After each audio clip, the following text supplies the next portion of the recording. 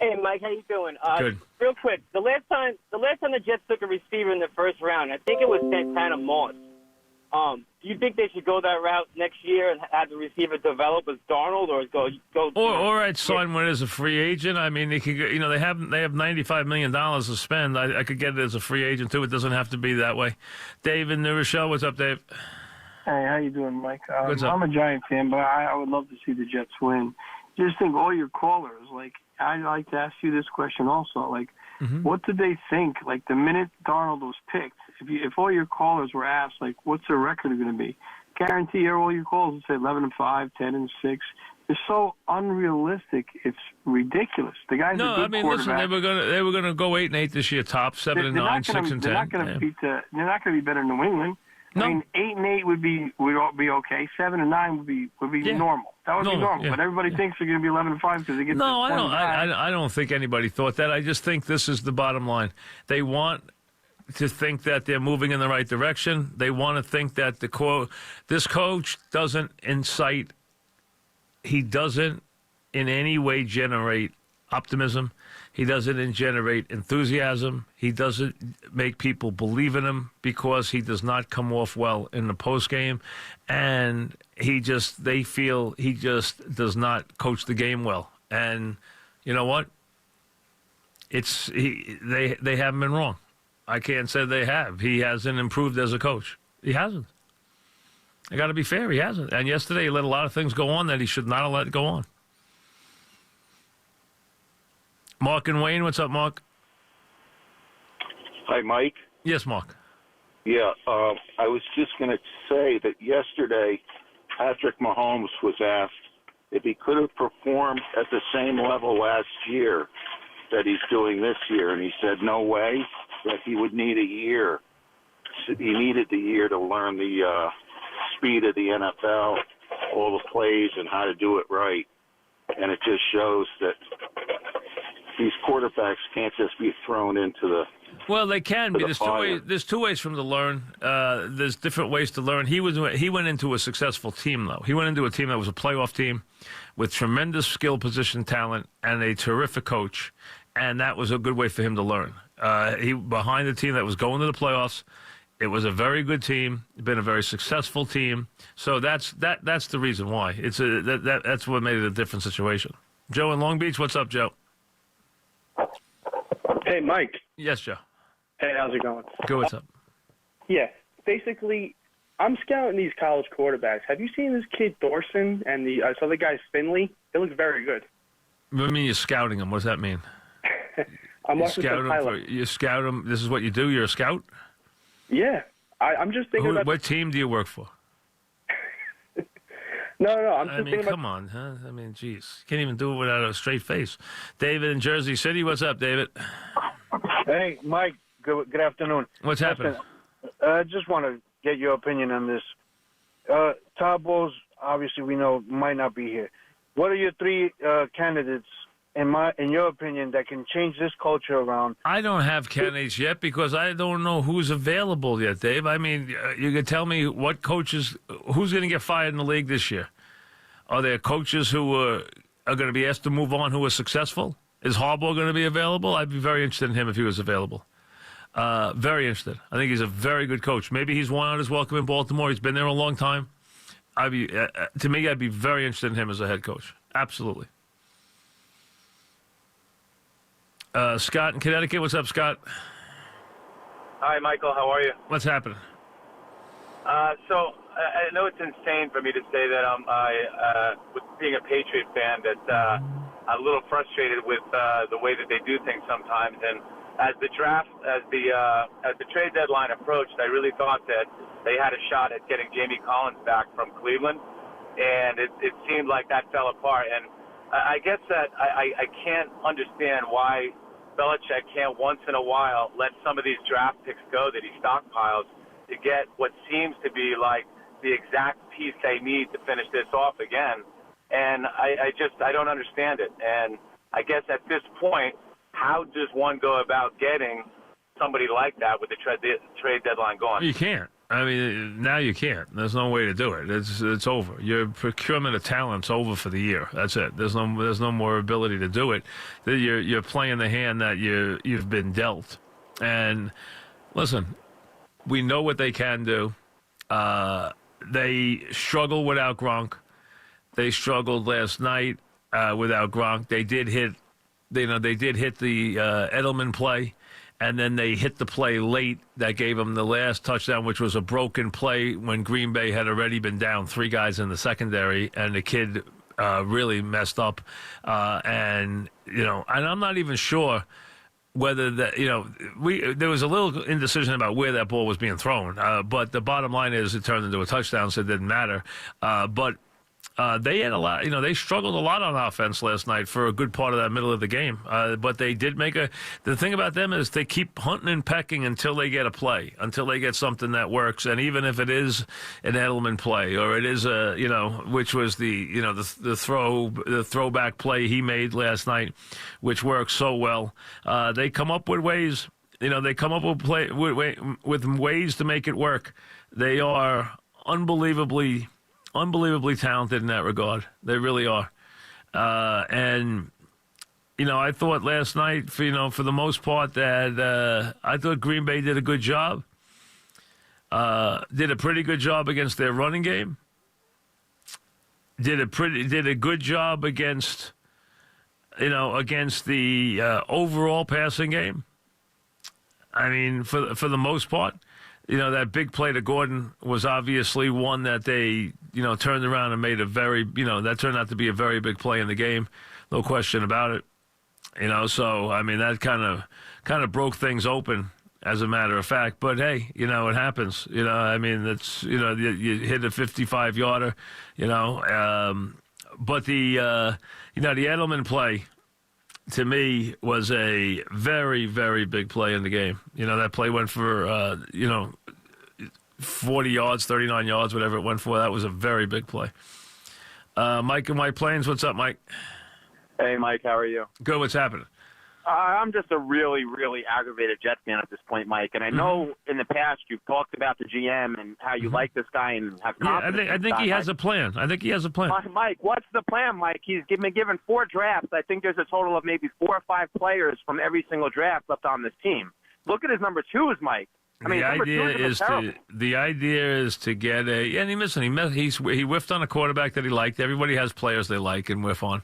Mike, the idea is to get a quarterback in there and then build your team around it. He's managed his money. If you got a quarterback, you got to build through the draft, Mike. This guy cannot draft. Look at his draft picks. Listen, you know what? You don't have enough body of work yet to tell me you can't draft. Change again. Go get another quarterback. Good. Throw Cagnon out after you threw Izek out. Which was the right move. Throw McCagnon out. Get another general manager. Throw him out in 2 years. You'll be the Cleveland Browns. That's what you'll be. Keep throwing everybody out the door every 2 years. Every 2 years, just throw out the general manager and the coach. Bink. If you notice, that's what losing teams do. They throw everybody out the door every 2 years. That way, they're always rebuilding. And the other guy can blame it on the guy before him. Oh, listen, this is my regime. I need 2 years to get my regime going. I need 2 years to get my players in that play my style. And then, and now it doesn't work. So now I got to give this guy and the next guy 2 or 3 years to put his style in. And that's why you wind up being a team that never wins. It's not the way to do it all the time. This guy's $95 million under the cap. He went out and got the quarterback. He made the move up and got the quarterback that he should have gotten.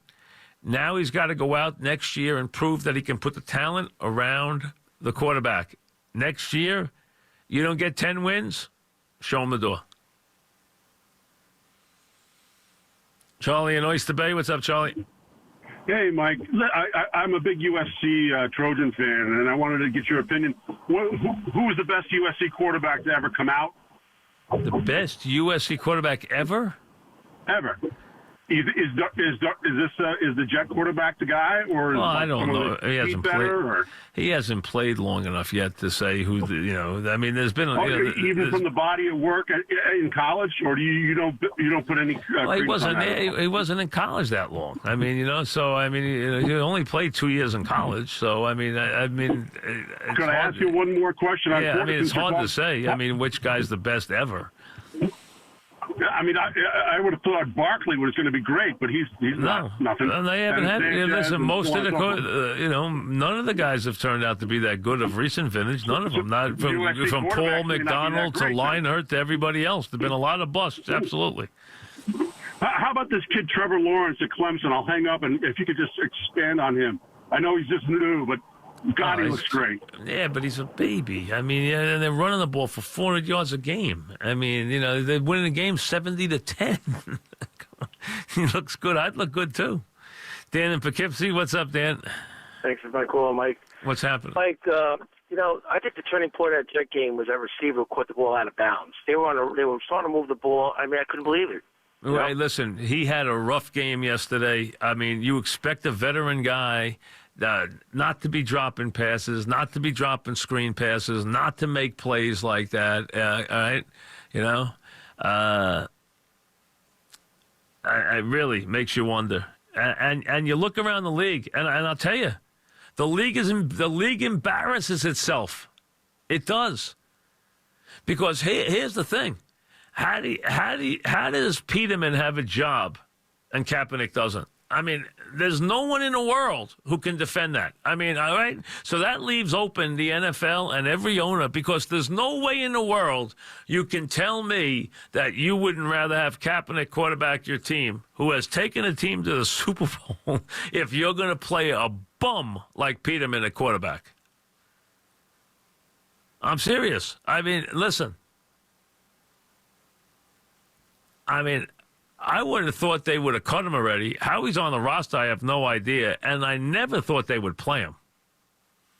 And play him the whole game? I mean, you got to be kidding me. There's probably 50 guys who are on the street right now, including one who's been to a Super Bowl in Kaepernick, who know they're better than he is. They've already brought guys off the street and put him in ahead of him. I mean, I thought, hey, I would have signed Sam Bradford even if he wasn't with the team an hour and put him in before I play Peterman.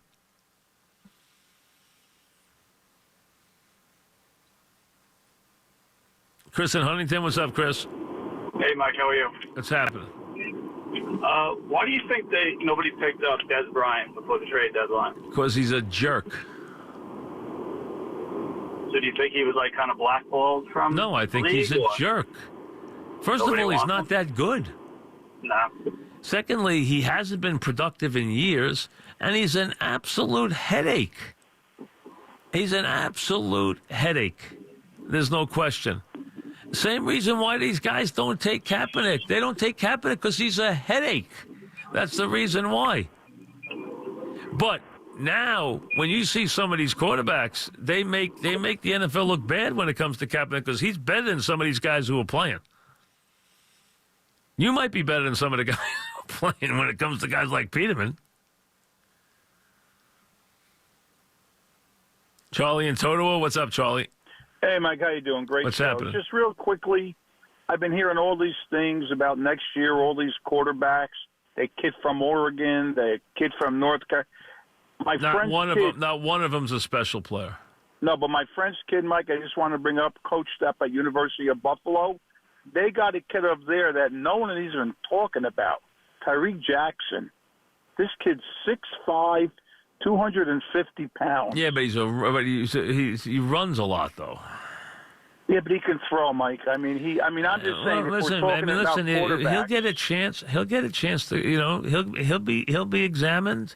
He'll get a chance to go play in different places. He'll get a chance to go to the combines. He'll get plenty of chance to get examined and get looked at. There's only one quarterback in college right now. He's on his own level. He's by himself. He's at Alabama. He is a world apart as a player. He will be the first player picked whatever year he comes out, he'll be the first player picked in the draft. He will be a tremendous pro. He's got star written all over him.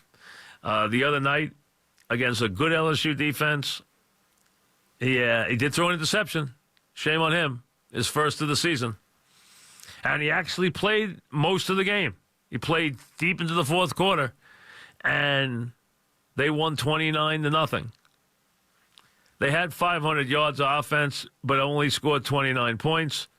Wasn't their best game, but again, they were playing LSU on the road, and they shut him out. And he had, 300 yards passing, 2 touchdown passes, a 44-yard run for a touchdown. And he's in a different world. Joe in Shelton, Connecticut. What's up, Joe? Hey, Mike, how are you? Good. Hey, Mike, same thing. Just to echo what you were talking about, they look dominating Alabama. He's unbelievable, the quarterback. I knew that game was over at 9-0 because LSU just couldn't move the ball. It was over before it started. Yeah. My other question, I heard you say it on Friday. You believe, and I agree with you, Georgia probably gives them the best test to beat them. Yes. Do you see another team nationally, maybe like a Michigan, or it's just Georgia? And I'd like to see Michigan playing with their defense, but Michigan's offense won't do well against Alabama. Michigan's defense is the best in the country, but I think two-way, Georgia knows how to play them. Yep. Georgia's got good athletes both sides of the ball. Listen, Clemson is talented. Michigan, talented. Notre Dame, a little less talented, but still undefeated. Agreed. No one is 10 points within 10 points of Alabama this year. Nobody. No. I don't think anybody will play them within 10 points this year. But I think Georgia actually has the best matchup because they know them. They know how to play them. And I think they have the athletes who match up the best with them both sides of the ball. I think Michigan has the best defense, but I don't think Michigan's offense would do well in the game. I think Notre Dame would get killed, but I think if they, I don't think Notre Dame will win the semi. I don't think they'll win the semi. Now, the question is, who gets Alabama in the semi? If the 4 teams are Notre Dame, Michigan, Clemson, and Alabama, you want to stay away from Alabama. Whoever gets Alabama is in big trouble. Clemson is coming on gangbusters. Light schedule, though. Notre Dame, getting the job done. Michigan defense playing tremendously well. Killed at Penn State, beat them 42-7. I think they will beat Ohio State. They had the best defense. I don't think their offense is up to it. Not against an Alabama. No, first of all, no one's beating Alabama. Let's be honest. Back after this.